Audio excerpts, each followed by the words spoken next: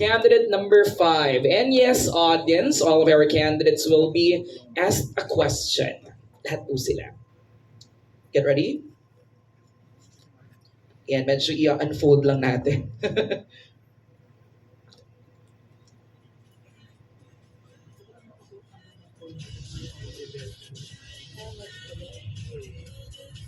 Kinakabahan ka ba? Hindi naman.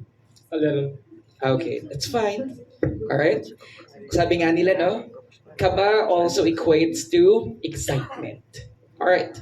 The next question is, what is the most effective way to address social issues in your community? Again, let me repeat your question. What is the most effective way to address social issues in your community?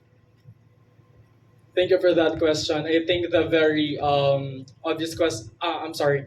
The very effective question is that for us to be able to address social issues in our community, we must be kind, and we also have to learn how to respect each other. It's because if we are kind and we are respecting each other, I believe we could have a community wherein we can never have a negativity. It's because also I also believe that in a way of communicating, being kind, we can we can we can be positive in every way and in every aspect. Thank you. There you go, everybody. Positivity coming from candidate number 5.